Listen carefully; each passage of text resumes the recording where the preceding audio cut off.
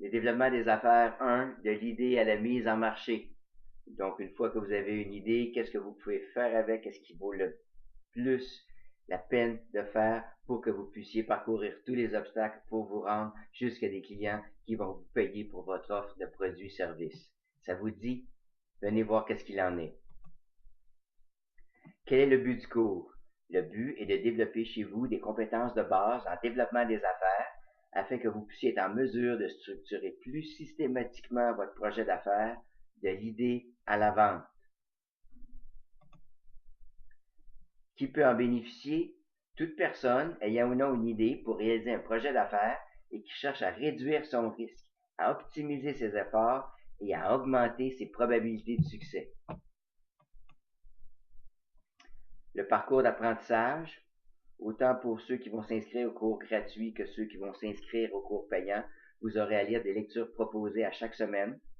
Pour ceux qui se seront inscrits au cours payant, vous aurez accès à des exercices et vous allez vous inspirer des lectures, des études de cas et vous allez utiliser des gabarits de documents modèles pour pouvoir compléter vos travaux dans ces documents et vous allez les acheminer à moi-même, votre tuteur, pour que je puisse les évaluer et vous remettre de la rétroaction constructive.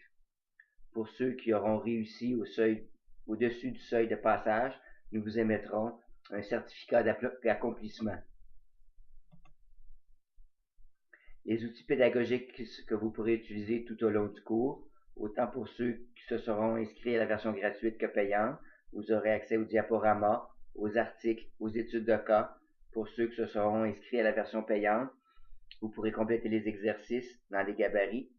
Et autant pour ceux qui se seront inscrits à la version gratuite et à la version payante, vous aurez accès à des documents modèles éditables en Word, Excel et PowerPoint, ainsi qu'à plus de 1000 liens Internet pour des études de marché. Pour ceux qui se seront inscrits à la version payante, vous pourrez échanger avec vos pairs de la cohorte à travers un forum d'échange. La séquence des leçons. Leçon 1. Vous devrez concevoir les bases d'un projet d'affaires en identifiant une occasion d'affaires.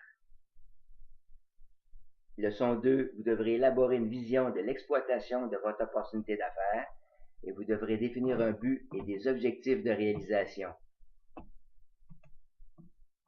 La leçon 3. Vous devrez définir les variables stratégiques et les conditions de succès, c'est-à-dire toutes les informations qui sont pertinentes au succès d'un projet.